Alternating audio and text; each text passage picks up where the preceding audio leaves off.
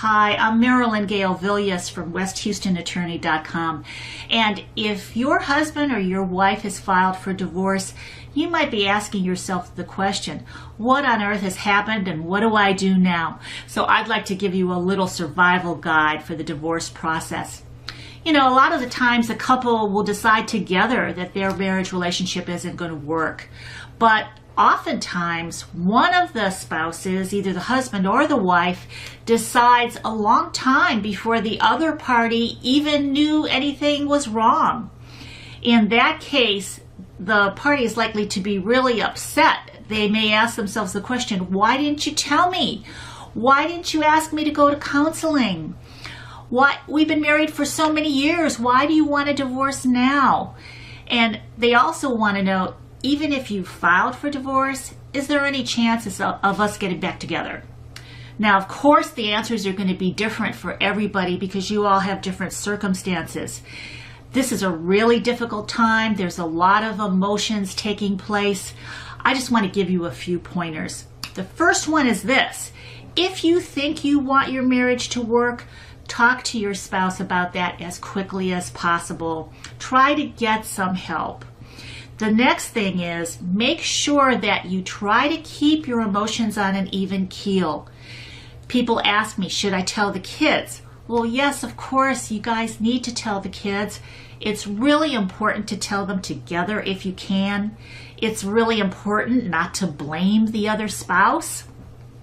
Please know that it's okay for your kids to know that you're sad. They're going to be sad too, I promise. You know, one day you're going to be sad, the next day you're going to be angry. You want them to be able to show those emotions to you so that they don't act those emotions out in other ways that aren't healthy. Well, remember not to talk about the settlement terms of your divorce in front of your kids. Please don't use your pick-up and drop-off times as a chance to kind of spar with the other partner. There are other people you should tell besides your kids. And one of those is your employer. I hate to tell you this, but going through the divorce process can really put you at risk for losing your job. So I'd like to give you some pointers when it comes to that. Remember, please don't start coming in late. Please watch your drinking if you drink. We understand that you're depressed, but we don't want every aspect of your life to fall apart at the same time. That would be awful. Please don't have any screaming phone calls with your husband or your wife. And you know, your lawyer is going to want to talk to you. Don't hesitate to say, you know, can I call you back on my lunch hour? Or maybe, may I meet you at your office at 5 o'clock? Because there are a lot of things that you can control and some things you can't control. And one of those is when your court appearances are going to be. The court doesn't have much of a sense of humor. They set a schedule and that's when they want you there and that's when you've got to be there. So if you can control those other things, that gives you a little bit more leeway with your work situation when you really do have to take off from work. Now, you have to share with your family and friends. Obviously, they're going to know something is going on, but this can be tricky, especially if you think you want to reconcile. You know, your family and friends are your biggest support group, so you certainly do need their help. But at the same time, you've got to be very careful about exactly what kind of details you want to share with them. Now, if you want to reconcile your marriage, depending on what exactly the issue is in your particular case, trust issues are bound to arise. Maybe your partner had an affair. That's an obvious trust issue. But maybe it's something else. Maybe your husband or your wife ran up a lot of bills or credit cards. That's a trust issue too. Maybe there was physical abuse or emotional abuse.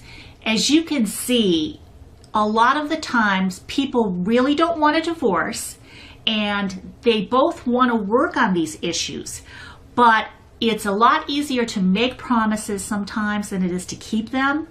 So if you need additional time to work on your marriage, don't be afraid to ask the court for a motion for continuance.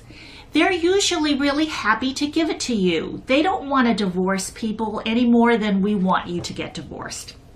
Now, you can't do that just because you don't want to go to trial. I should warn you, okay? But if you need some extra time, a motion for continuance is the way to go. Now, maybe for some reason the court won't give you a motion for continuance, or maybe you had one already for a different reason. You can stop your case if you file a motion for non-suit. It would have to be an agreed motion, and what that means is both the husband and the wife would need to sign it. The danger here is that if you have a trial date, for gosh sakes, please don't just not show up at the trial date. I would not trust my husband or my wife not to go and take a default against me. Because you see, if you signed a waiver of service or if you were served with papers, when your trial date comes, the court can actually proceed and divide your property. They can decide the kid issues, child support, visitation, and what have you, health insurance and all like that without you being there. So you certainly don't want that to happen. I'm all in favor of trusting your partner, but you've also got to know when to be smart, okay?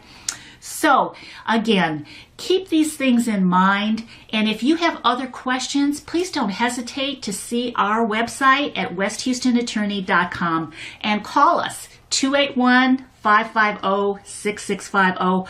We'll be happy to answer your questions. And best of luck to you. Thank you.